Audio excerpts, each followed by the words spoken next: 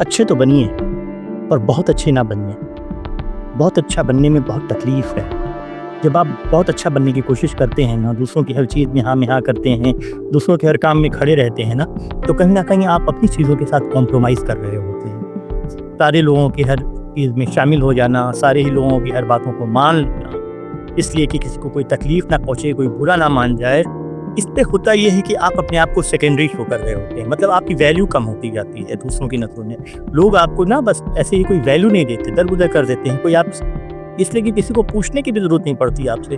آپ اتنے نائس ہو جاتے ہیں کہ پھر دوسروں کے پیچھے آپ خود رہتے ہیں، ان کی ہاں میں ہاں ملانے کے لیے، ان کے ساتھ شامل رہنے کے لیے. آپ اپنی زندگی کو، اپنی لائف کو بہت کمزور کر لیتے ہیں اس کی وجہ سے.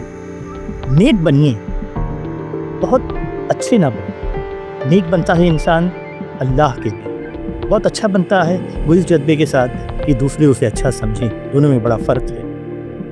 نیک بننے میں ایک بڑا مقام ملتا ہے، بہت اچھا بننے میں بڑی تکلیفیں ملتی ہیں. دھیان دیجیے ویسے.